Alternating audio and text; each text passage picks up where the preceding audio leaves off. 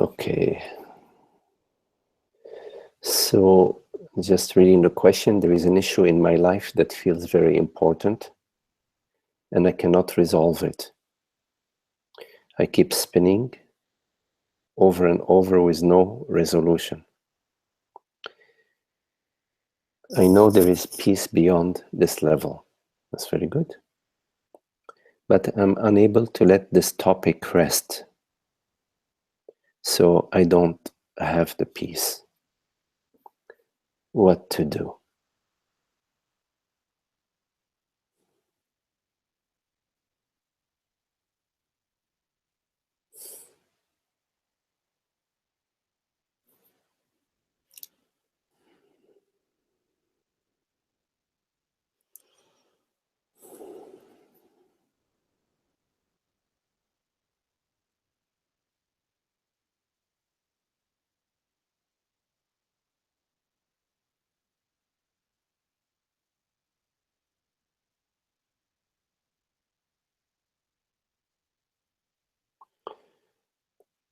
You see,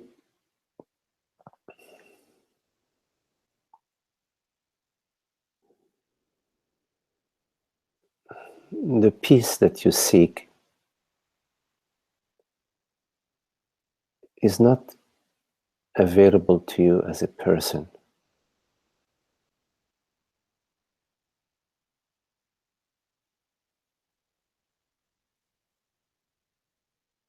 There is no personal consciousness.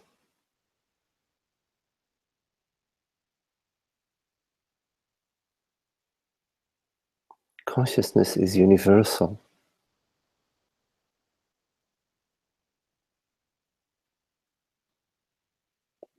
You are this universal consciousness.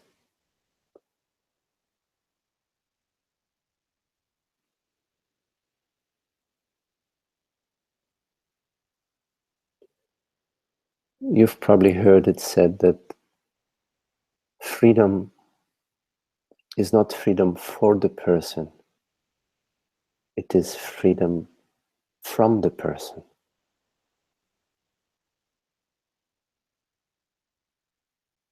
So the you,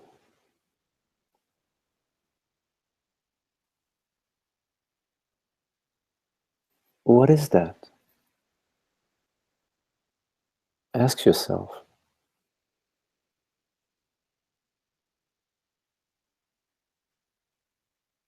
What is it that is unhappy? What is it that wants something? For whom? For whom? If it is for you, the person, then you need to understand that you are maintaining this person.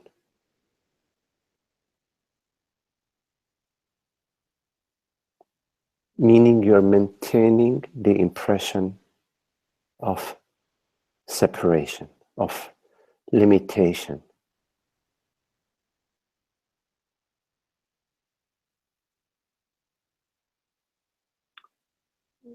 You can see that, you can notice that the spinning, behind the spinning, there is someone, there is a person that you care for.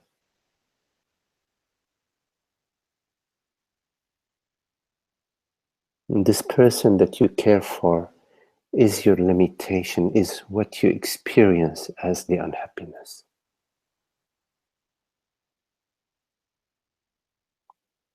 That's where the real sense of isolation and limitation is in that belief structure behind the desire, behind the personal desire.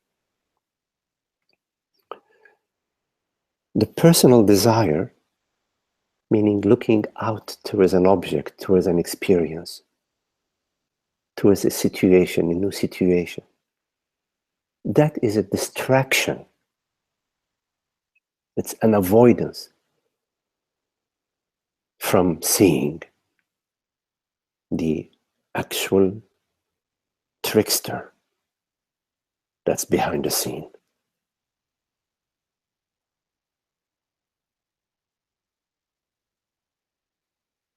In fact, there is no trickster. There is the belief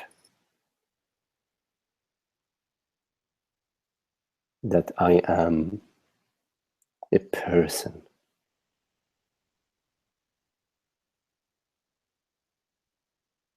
What's available to you is all sorts of experiences, perceptions, sensations, relationships.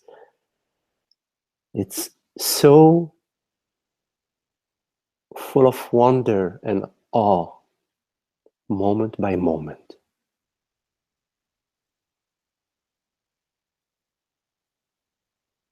Overshadowed by some stale me story, a limited person living in time and space, lacking this and needing that, hoping that one day this or that will happen to them and they will finally experience the joy. But the joy, the bliss of the self is ever present, is ever presence. That's what you say yes to. You say yes to the freshness of this moment, not some particular condition to how you want this moment to be, how you want this situation to be. You don't say yes to the conditions of the mind, to what is arising. You recognize that does not arise. And from the recognition of that does not arise, then whatever arises is arising in the freedom of that, in the freedom of the beyond, in the freedom of the I am, in the freedom of the creativity and the magnificence of the self.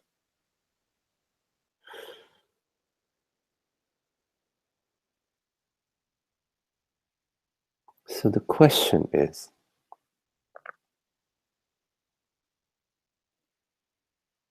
what am I truly? Am I this mortal body mind that I imagine myself to be?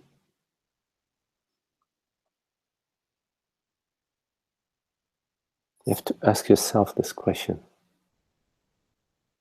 You need to contemplate your hidden assumptions. This assumption of meanness, of being a person, is so perfidious. It sneaks in on you and you don't even notice it. But because of your love for truth and your love for happiness, you develop this sensitivity that goes beyond what the mind says that you need. The sensitivity to that falsehood.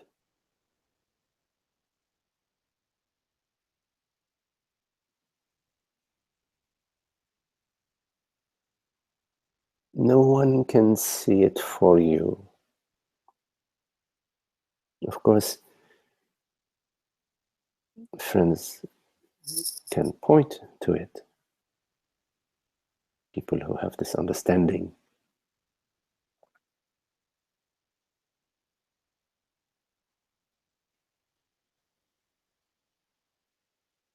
But it is for you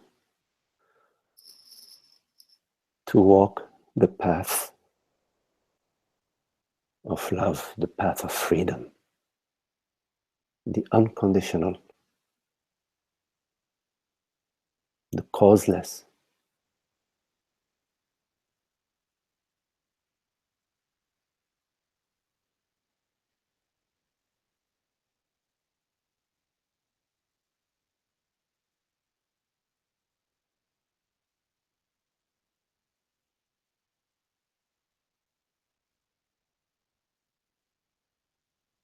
The mind chooses the temporal.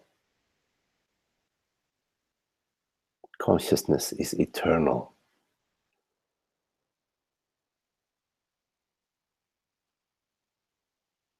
The eternity of the self, the infinity of the self, the magnificence of the self.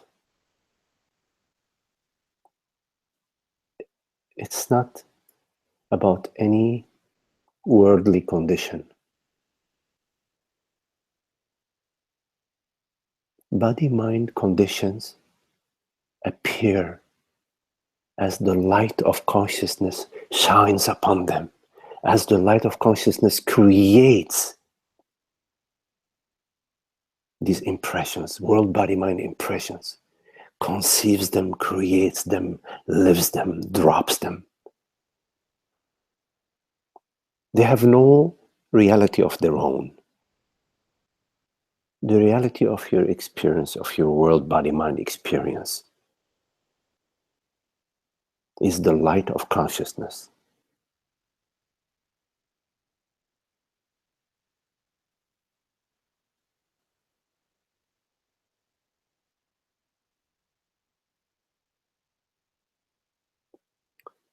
So, is it possible to see the spin, to experience the spin, meaning to feel the spin, in an open space of being, in an openness, the openness of being that is untouched, that is not being dragged by whatever appears.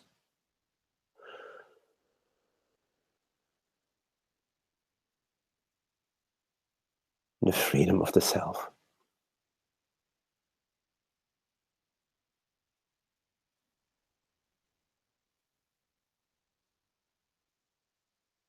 It has no form, no shape, no limits. Nothing touches it.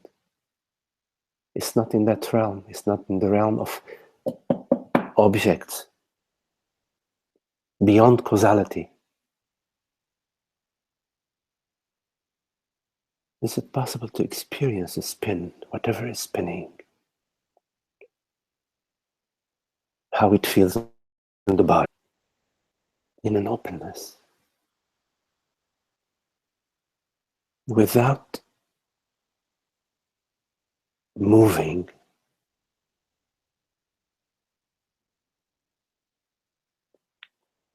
Try that. No movement. Not a rigidity, not a stubborn stand. No. No movement as an openness. No movement as openness. Because if you continue to follow thoughts and sensations, they're endless. They are endless. You may attain a certain objective only to find this objective to be lacking, and then you will find yourself pursuing the next and the next. You will find them all to be lacking. From a distance, they seem to be what you need. But there is an assumption behind desire, personal desire. The assumption is that you are lacking. And you rely on feelings to get your guidance. When you rely on feelings to get your guidance, you are using the wrong guide.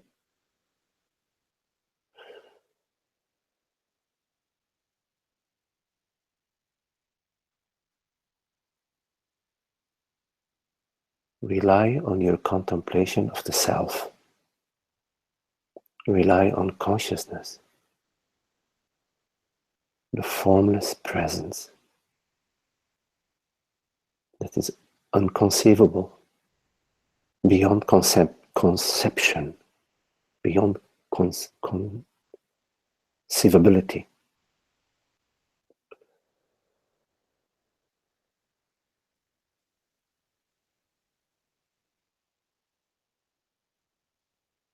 The entire spiritual journey, what we refer to as the spiritual journey, meaning all of this experience, is about knowing oneself, knowing the truth, knowing what I truly am.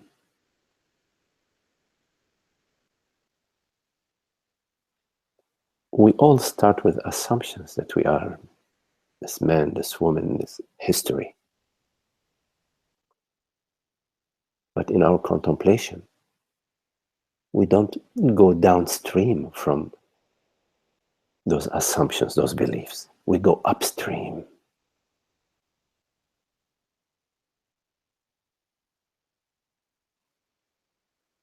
Going downstream is the process of accumulation. Going upstream is the path of liberation, shedding, freedom, until you come to the light of consciousness, which is at zero distance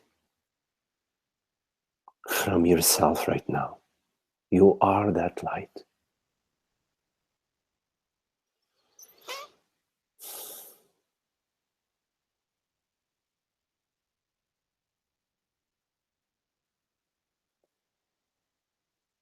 Honor it, or honor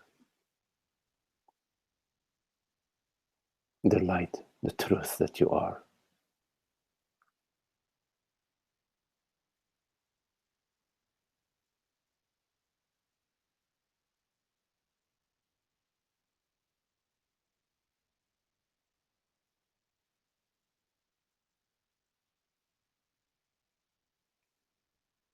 You say, there is peace beyond this level. That's very, very beautiful. Honor this knowingness.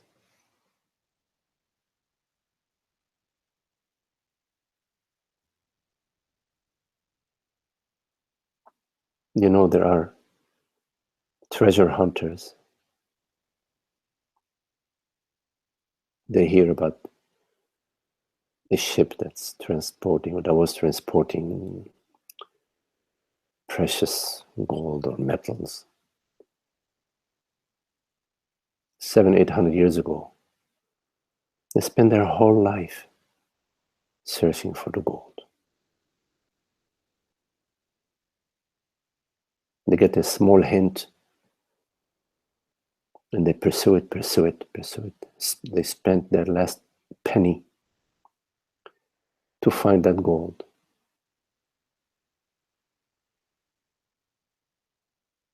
You know that there is a peace beyond this level, meaning that you came upon the elixir of life, the elixir of truth.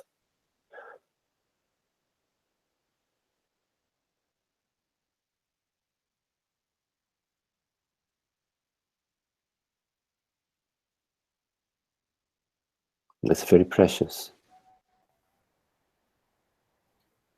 And it requires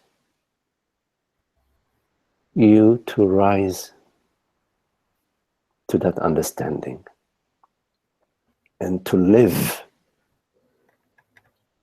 according to that understanding.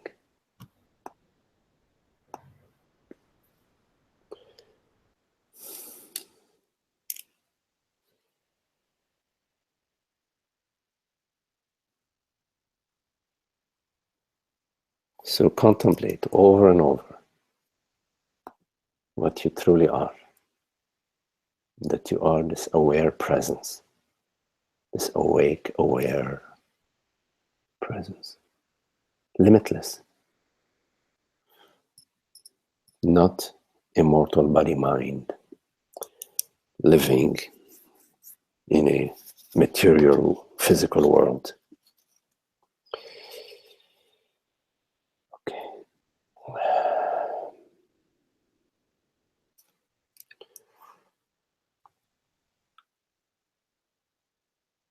So if there is a question from anybody in the group.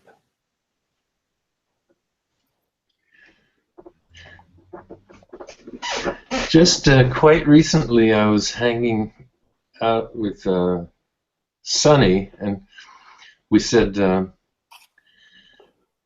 it's just about the 2-year anniversary since we've been close friends, since we've been close. And I found myself saying, you know, I was lonely before that. And she says, I was too.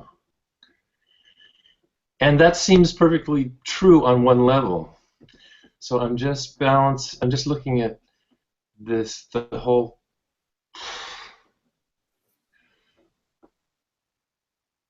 I could say that's a person in a body, mind, and in a mortal, mortal limitation and all that. And yet, it's not, it's undeniable that there was a beautiful something in having the companionship. Just wonder how you would. Well, are you lonely now? Are you happy now? Yes, and I wasn't really unhappy before, but I can still say I remember feeling,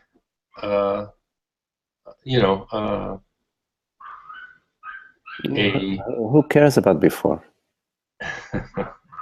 I know, yeah, okay. Who cares? I mean, you're not lonely now. So just contemplate what's happening for you right now. Mm. So if you are experiencing, let's say, some loneliness, then you can look at that. But why speculate about what you were experiencing a couple of years ago? A good question. I think I know the answer. It's because I think if something happened, if this relationship got derailed for some reason, would I be lonely again? That's really the issue. Well, you'll see if it happens, and when it happens, then you'll see. Yes, and I suppose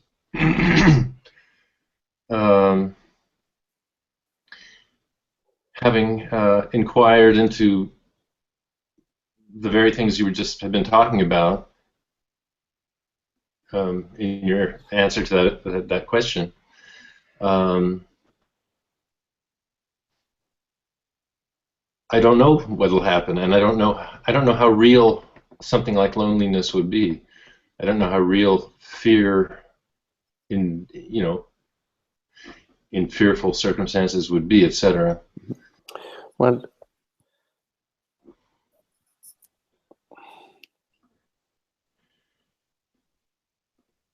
right now, this very perception, this very experience right now. Yes. It's arising to whom?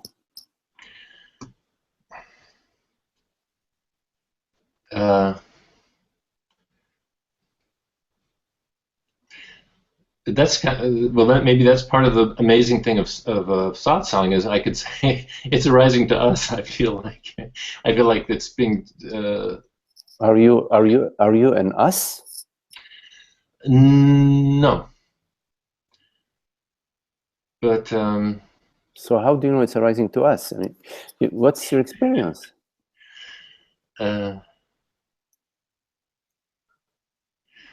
Us is arising to me. Us is arising to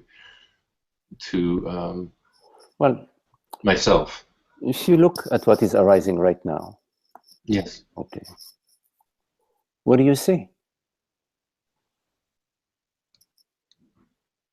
I see that all concerns, like the one I brought up, loneliness, are arising. Something that I see them, and I'm kind of not attached. I'm not attached to it. I'm not feeling attached to it. Well, in fact, I'm going to presume that right now you're not perceiving any concern, or right. Are you? No, I'm not perceiving any concern. No. Okay, so I was Except that you think I'm I'm an idiot I, for still having these kind of thoughts, you know. no, there is no such thought here. But I Okay. would share it with you if there was, but there is no Okay. such thought. Good. I'm looking at what is my experience. Yes. Because there is no need to speculate about what was or what might be. We can look at our experience now, which is it's available to us. Right. So right now there isn't any concern. Let's imagine there is a concern. I get concerned about.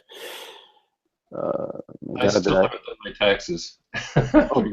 Concerned about something, right? Concerned about my job, something I have to do tomorrow. So there is a thought that's arising, and there is some kind of sensations arising. Yeah. And there is noticing that. In other words, there is something that perceives a thought. Oh my God, I wonder if I'm going to be able to be ready for tomorrow's meeting. Okay? That thought arises. And I feel, maybe some vibration, agitational vibration, in the organism, yes, in the space. Yes, sure. So there is something that's arising, and there is something that's noticing what's arising. Yes. Okay? Yes. Now, a couple of seconds later, okay, or maybe 5 minutes later, let's say now we are 5 minutes later, it's gone. Now I'm thinking about, wow, I have a really wonderful pudding in the refrigerator. I don't, but let's say that. With Tara around, there's no pudding. You have only very healthy stuff, which is very beautiful. I love it. It's very complete. Okay, safe. It's nice being healthy, isn't it? Very good. So very happy. I really love it. What were we saying? So a minute later, that thought is gone. Yes. Right. Is there another thought, or maybe there is no thought?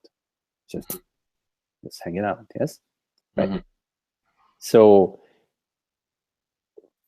what appears comes and goes, and the knowingness doesn't. Right. Right.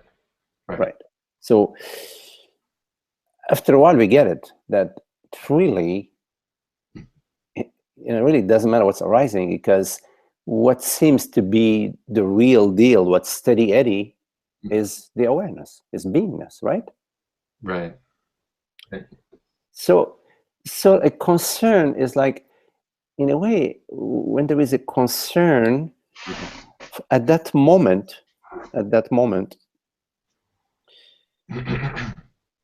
we have assumed, and I'm saying assumed because from my point of view, it's an assumption, but we need to look at that. I've assumed that I am vulnerable. Yes. You mentioned loneliness, for example, like loneliness, meaning that is some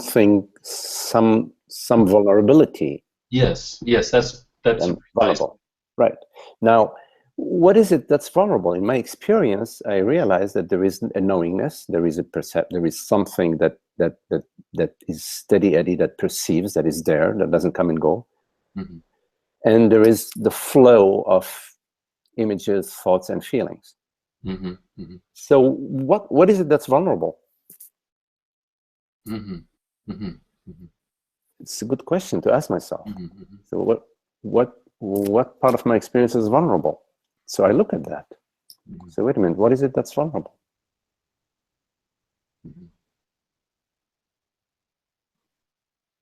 Everything that arises dissolves as it arises. It arises out of consciousness that sort of creates it, knows it, and dissolves it. All forms, thoughts, meditations, impressions, perceptions, the whole energetic field, the body energetic fields, the mental energetic fields, the psychosomatic energetic fields, all these fields, they're constantly arising and dissolving in different forms, different shapes, different appearances. right? So obviously, that by definition is vulnerable, meaning it's dissolving as it's arising. So that's no big deal.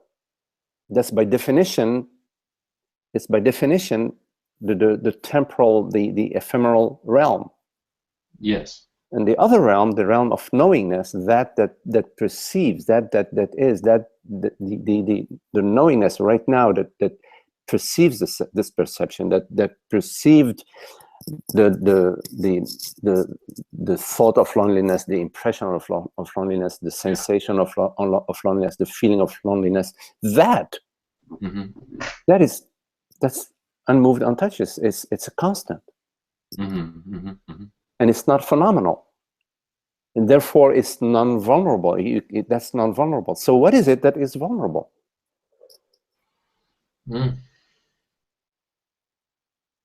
So if we don't come with any response to this question, that okay, if we don't discover anything that is vulnerable in our experience, then why do we assume that the experience of loneliness is going to be, somebody's going to be vulnerable due to this experience? Right.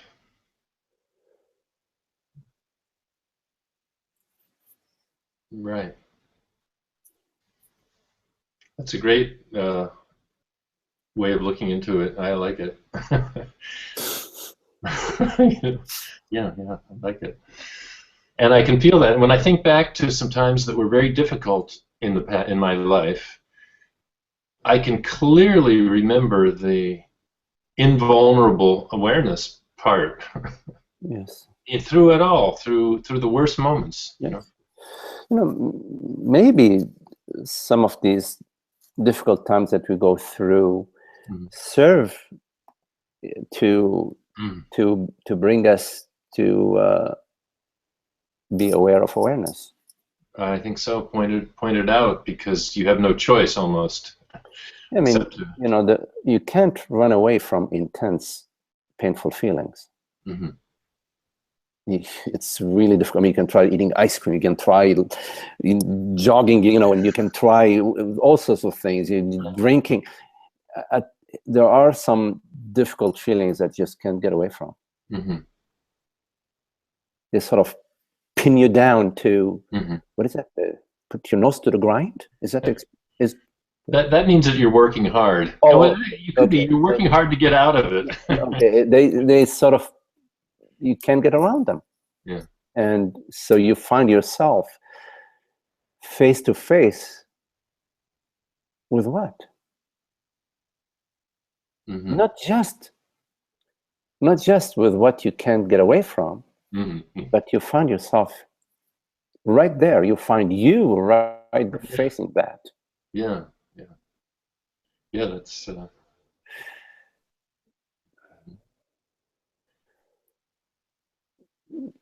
So, well, it doesn't. We don't have to really have the correct philosophical interpretation of what happens, in our life.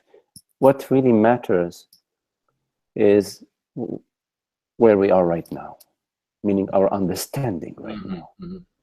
The understanding right now may be the result of all our experiences, maybe the result of just a sudden understanding right now, or who knows what. Who cares what our understanding is the result of? But what matters is what is our understanding.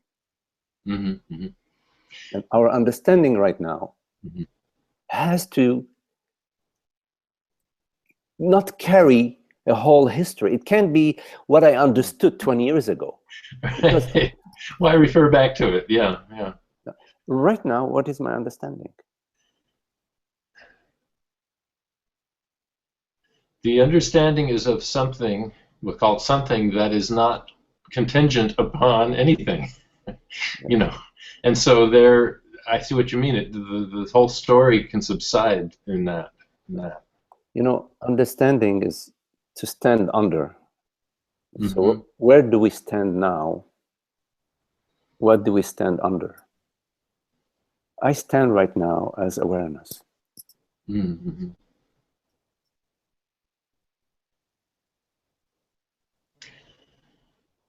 And we stand, I would say we stand over the, with a bird's eye view of the whole arisings, you know, or under whatever. As soon as you stand as awareness, you're standing as everything. Mm. Mm. Mm. But if you stand as a person, then you stand as some limited form, some limited experience. Ooh, sorry. It's okay.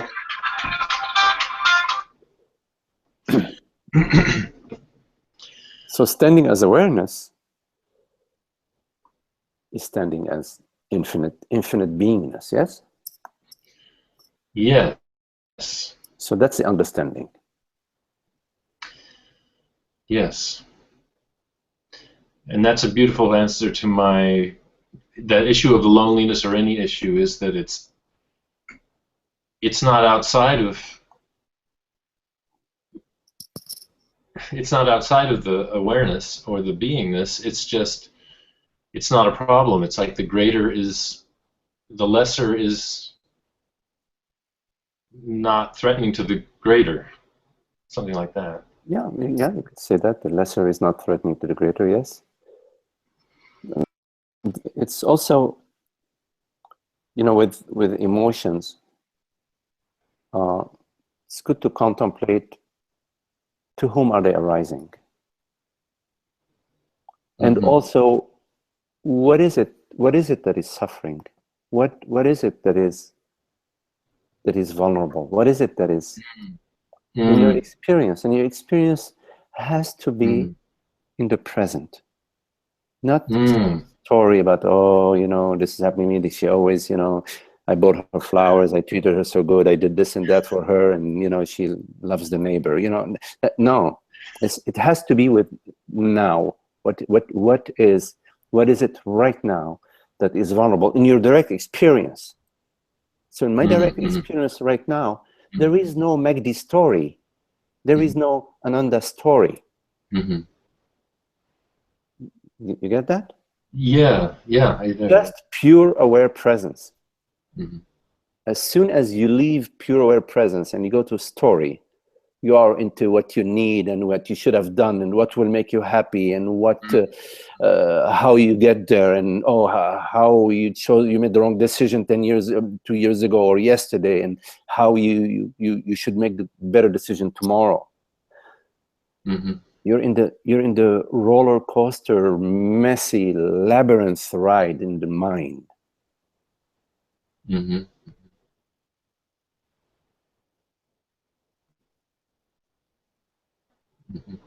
Presence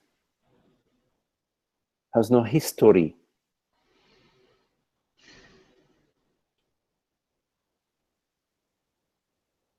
It doesn't arise in time.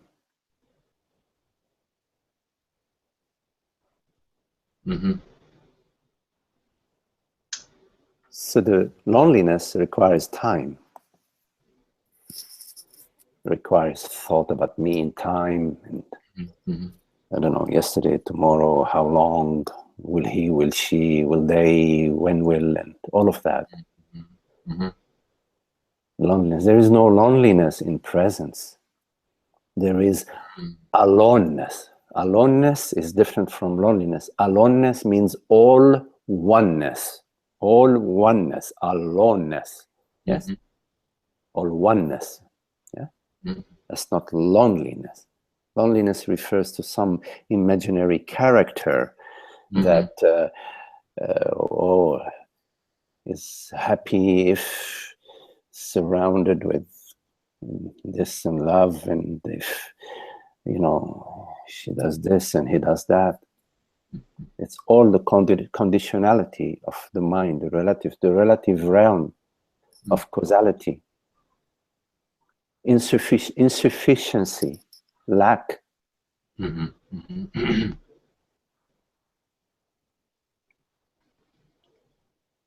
So you can drop the whole loneliness charade and celebrate aloneness, all oneness. Mm. The amness, universal amness. Mm. Mm-hmm. So we can close this chapter once and for all, you know? Yeah, I hear it. I hear you. Yes. I like that. Yeah. Thank you. We remain simple, Yeah. uncomplicated. Yes. Yes. It's beautiful this way, beautiful. Just very lovely presence, simplicity, Mm-hmm. sweetness, joy, Mm-hmm. causeless beingness. Mm-hmm. It's constant celebration of breath, celebration of perception, celebration of beingness, celebration of the whole, the infinite dream, and beyond it, Mm-hmm. the infinity of the self. So it's the source is the golden chicken that lays the egg. No, the egg that lay the chicken that lays the golden egg, right? Is this The goose. the goose? Okay. But I yeah. have to give up with these metaphors. You know, You know, recently you suggest we were talking about spiritual practice, so to speak, in some way, and you basically recommended just walking in the woods. You know, just walking, just being and being with the truth. You might say something like that. And I just noticed that recently things that I've been going to, like Sufi zikr, it's a kind of meditation and music, zikr, yes. And another thing, it's called New Network for New Culture. It's where groovy people hang out and get to know each other. Yes. Something like that. I've been not feeling not interested to go. Instead, I go to the park and take my evening walk, and it's just beautiful. And there's a sense of, oh, I'm missing out on this thing that's fun and beautiful. But really, I think it's my being wanting to just celebrate itself, maybe. Yes. You know, you can go anywhere. You can go to the zikr, you can go to your friend's meeting, you can go to the woods. But the missing out, you know, if you're missing out, then you're going, there is a personal purpose. You see? Even going to the walk. Absolutely. If you're missing out, now you may feel this draw to go for a walk or to go to the zikr. You're drawn. You don't know why. So you go and you don't know why. You just go because you feel drawn. That's beautiful. There's no missing or what did I get out of it, or I went for a walk and I had this experience. No. No. Yeah, I can see. Don't put down the zikr because I found something else more appealing at that moment. No, zikr may be wonderful. You may feel drawn to the zikr, the chanting, the ecstasy, the samadhi, of the chanting and the dancing, whatever. You may enjoy that. Why not? But if you need it, then that's something else. If you need it, then you're serving a person.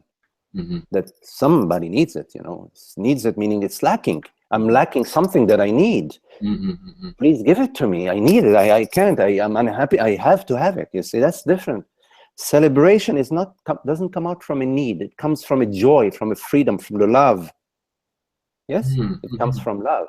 Celebration is love. So you can celebrate anything. It doesn't matter. Well, if it comes to you, it speaks to you to paint, to play the flute, to go for a walk, to hang out with Sunny, to go visit your friend, whatever. It just and you're able to do that. And sometimes you're not able to do it. Then okay, well, this desire is arising. This impersonal desire is arising. It's okay. I cannot do it right now. Boom! You do something else. You read a book, or you read Atmananda, or you watch a movie, whatever. It's all good. But the goodness is not in what you are doing. The goodness is in the self, is in the I, which is not a needing, not a lacking quality.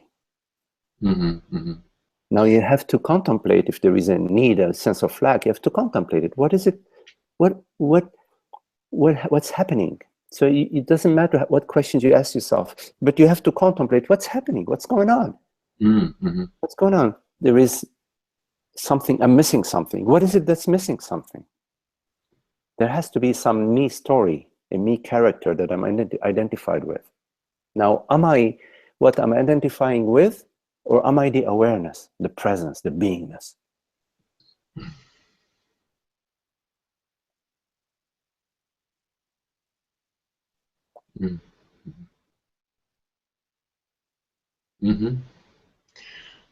Keeps taking it to another deeper level. I love it. I feel that. Yeah. It's interesting how I feel it. I feel in these conversations a deepening of what we're talking about. It's undeniable, and it's not really question. It's real. So okay. Yeah. Beautiful. I like being happy and free.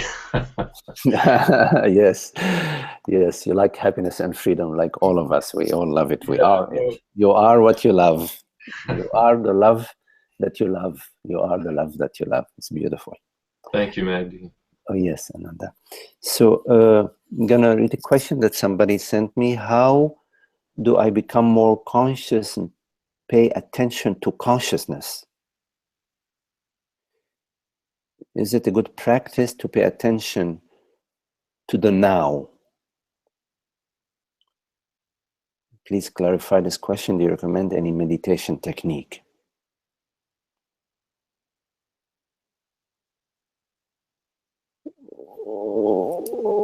Well, you pay attention to consciousness. You are the consciousness. You are the consciousness that is. Consciousness is like the shining light. You don't turn it on and off, you see. You turn on and off a body-mind, okay? But consciousness, you don't turn it on and off. It's on. It's eternal onness or eternal beingness. So become more conscious of consciousness. I wouldn't say it this way. I would say that once you fall in love with consciousness, you fall in love with truth, that's it. It's done. You have no choice.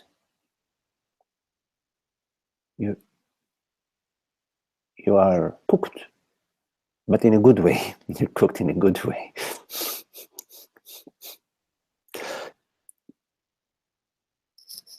You love the happiness, the sweetness, the joy. So consciousness is what truly perceives right now, the reality. That is not a thing, it's not a form, it's not a shape, it's not an object. It's the I that right now perceives, you see. Not some idea of I, the experiential self.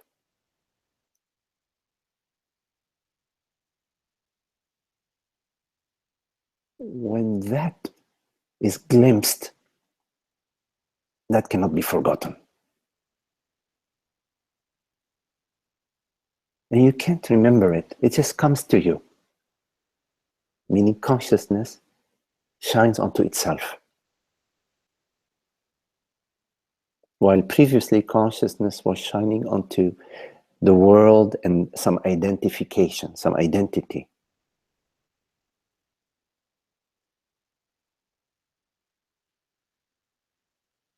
Now it's shining onto itself. It's going, wow, I am consciousness.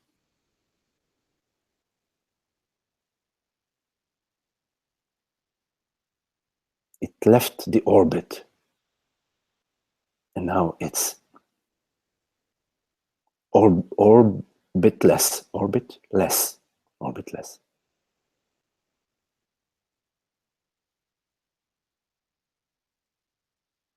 Beingness is orbitless. Being a man or a woman, now that's around an orbit. You're in the gravitational field.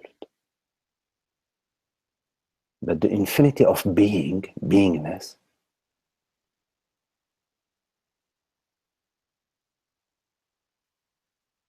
has no anchor, no center, no borders, no shape, no form, or you could say all shapes and all forms.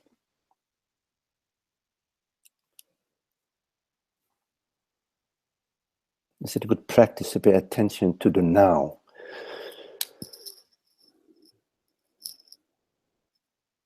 It depends what you mean by the now, and and who is it, or what is it that is paying attention. So it's a good question. What is it that would pay attention? Let's say right now we want to pay attention to the now. What is it that's paying attention? Do you mean you, the man, you, the woman, you, this person is paying attention? Or is consciousness paying attention? If you are consciousness, and consciousness doesn't pay attention, it is beingness. The light is on. So paying attention refers in some subtle way to some person, to some character, to some form that is paying attention to something else. It's very subtle. So you have to look at the subtlety of your question, the assumptions in your question.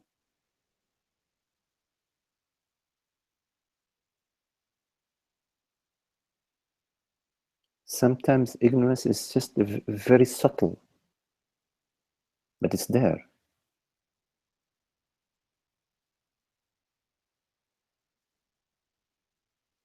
Why assume yourself to be anything? Can you be assumption free? Meaning not assume anything about yourself.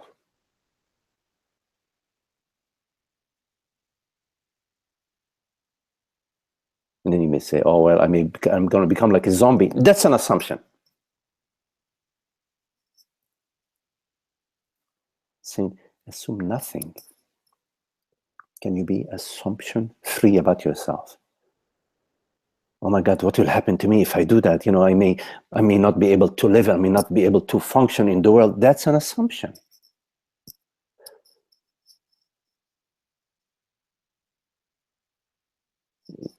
You see the process of being just without any past burdens, past stories.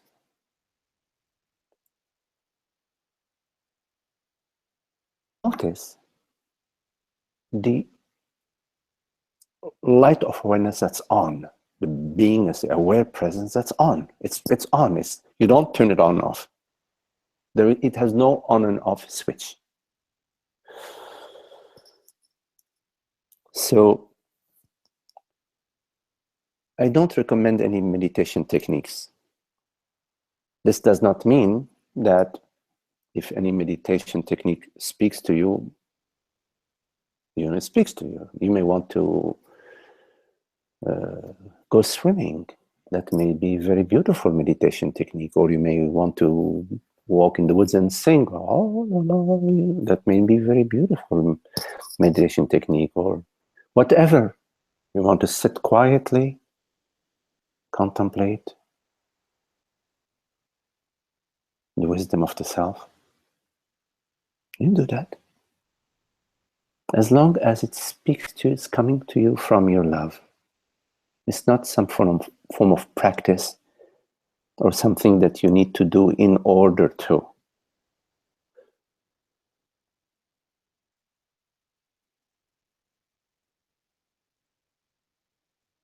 like Francis says, we follow your bliss, follow your enthusiasm, follow the love.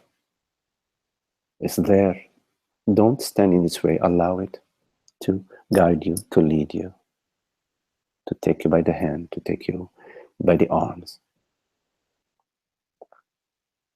It's a beautiful thing, the happiness. We all love that.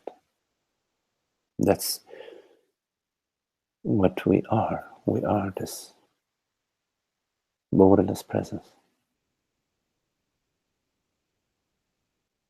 Nothing in time and space. We are not a thing in time and space.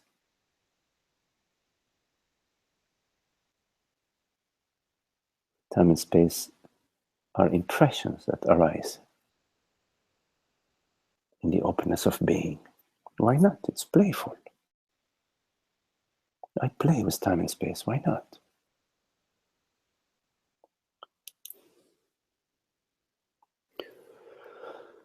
Okay.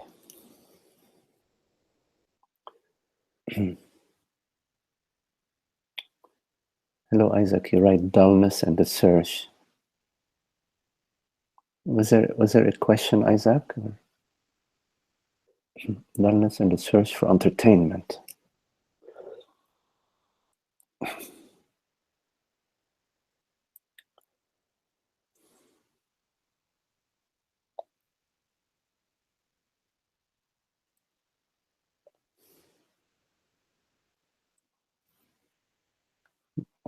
Was there a question, Isaac? Or?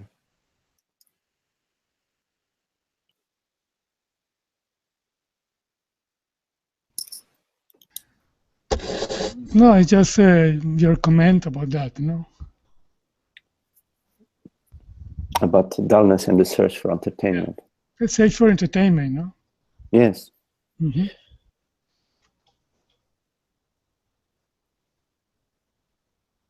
I mean,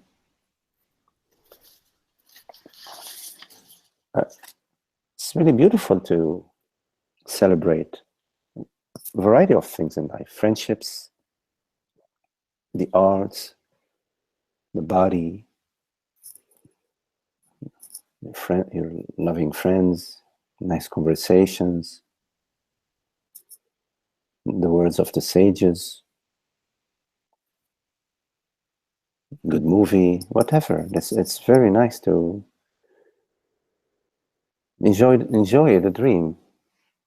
But the enjoyment of the dream has to start right here. The enjoyment of this, the enjoyment of beingness, the enjoyment of that what is beyond the dream, the enjoyment of presence, of beingness, of freedom, of love, beyond the forms. That's the unconditional realm. That's the absolute realm. And then we can enjoy the relative realm. Why not? Good food, good music, the theater, the arts. It's very beautiful. Getting together as friends. But it's not. It's these activities that we do in the relative realm, in the waking dream. They're not to fill an emptiness. They are not to. If you're trying to fill an emptiness, you find that the emptiness that you're trying to fill has no bottom. You have to fill it and fill it and fill it and fill it. And it's so freaking exhausting. Yeah. And it doesn't deliver the goods. What the goods are the love, the beauty, the intelligence, the wisdom of beingness. Not of the conditional mind. Oh, if this, then that. Mm-hmm. The absolute presence, absolute freedom. Why not? Why do we raise all sorts of obstacles in our way? Why? Who's forcing us to do that? Say, oh, this is happening to me, and oh, if only this, if only that. And then we start to feel that. When we start to feel, oh, yes, yeah, oh, we feel it in our belly. We feel like I can't, I need to have that. You see, I must. Who's saying that? Who? I am saying that. Why? Why am I imposing unhappy stories, unhappy dream, all these conditions onto my beingness? Why?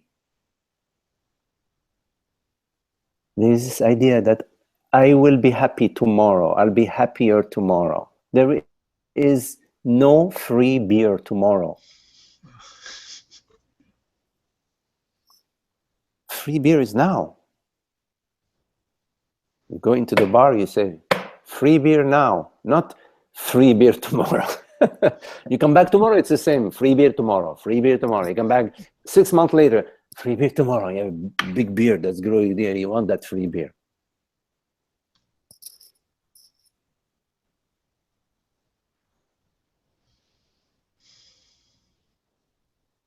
So yes, the entertainment is, if it's trying to entertain somebody, no, Yeah. it's got to be a celebration. It's love. It's love.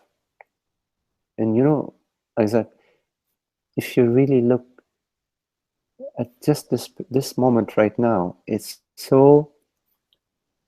magical.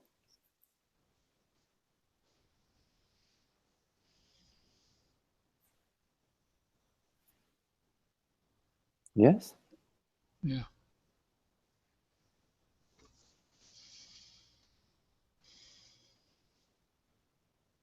It's the fullness of being, the peace, unconditional peace. Yes.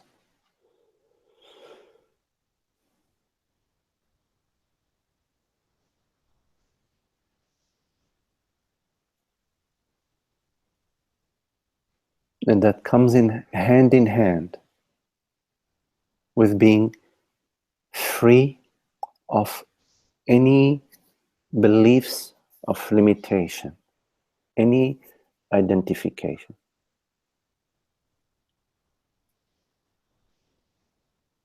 You know,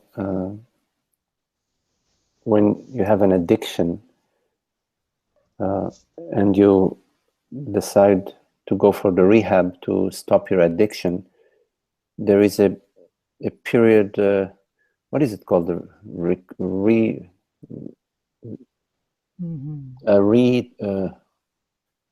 Ananda, do you know what do they say? What's the English word for that?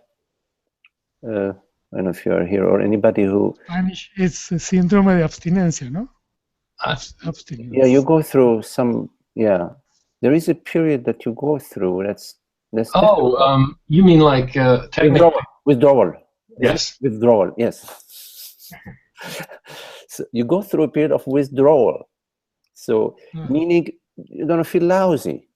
In a way, there is something like that happens, you know, when we decide, okay, wait a minute, I am this aware presence.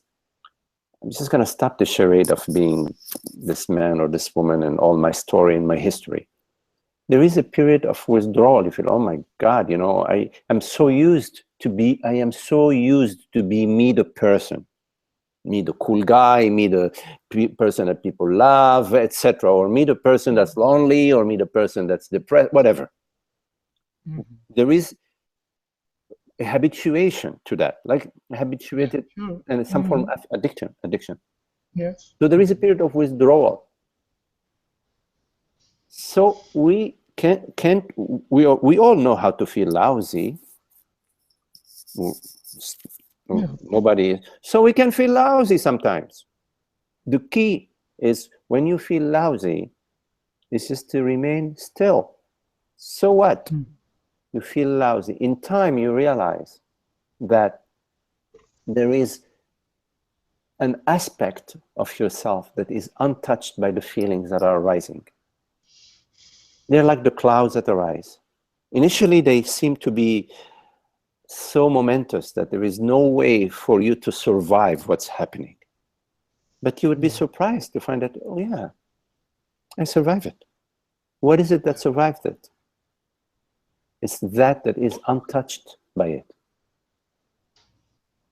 And in time, all these things that seem to have such a big effect on us, they arise like the weather arises. No big deal. Because you know what? When it's snowing, I'm okay with the snow. When it's raining, I'm okay with the rain.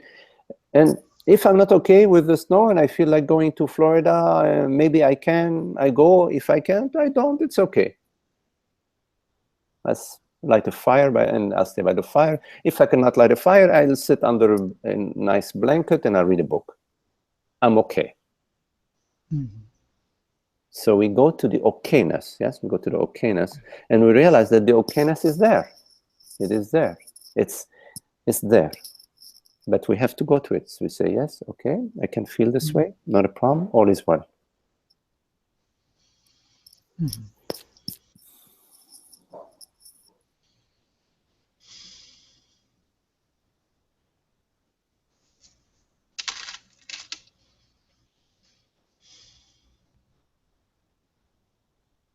I am not a story that is unfolding in time and space.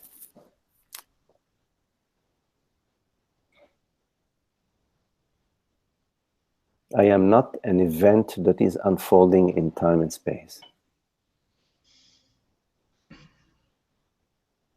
Time and space arise in me. I remain the untouched self.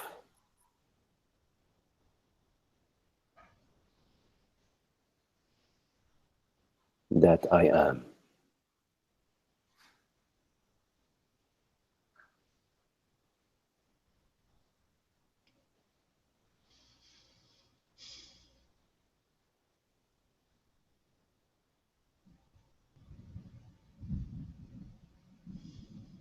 Untouched, unstirred, unmoved. The freedom of being.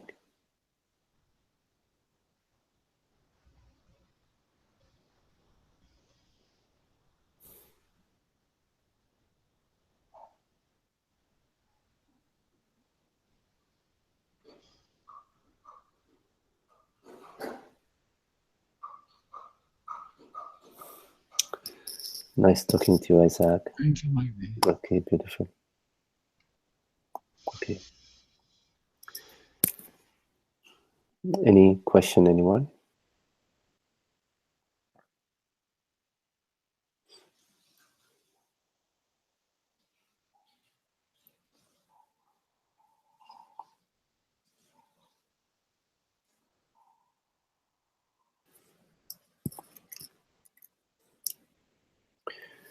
Ananda, you write, Ramana says we need to go beyond bliss to the deeper samadhi of utter calm and peace. Oh, he's just getting the hang of bliss. Yeah. You know,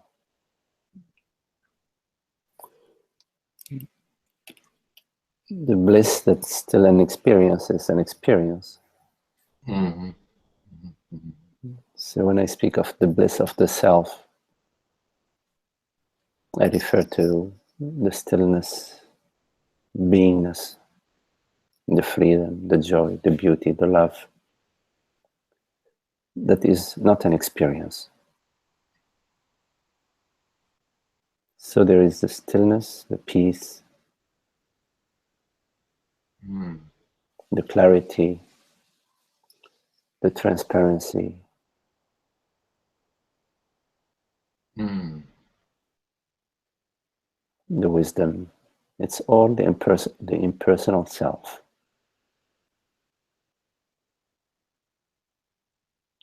So I'm sure that Ramana was addressing bliss ninis. Bliss ninis? Bliss. Is that the right expression? Bliss. The bliss. Well, I don't know. Lesser bliss, maybe. The bliss. The bliss addicts. Bliss ninny. I've heard that expression. Bliss ninny. Yeah. That's what the dog gets a bone and he goes. Yeah, the bliss. Yeah, the bliss chasers, the pursuers of bliss. Oh yeah. Okay. I see. Yeah. Yeah, that's just me. I used to drink, several ounces of wheatgrass juice and lay out in the sun and just try to go to a bliss realm in my early years. Yes. Well, all the samadhis, they refer that have some conditions in them. They refer to the unconditional samadhi, the sahaja, that has no causality. So it's the samadhi of all samadhis. Mm-hmm. I see. That makes good sense. Yeah. Mm-hmm.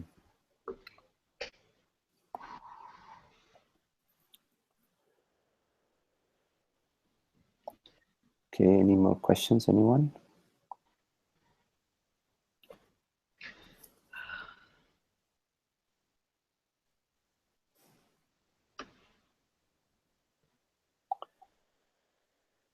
Okay, if there are no more questions, I want to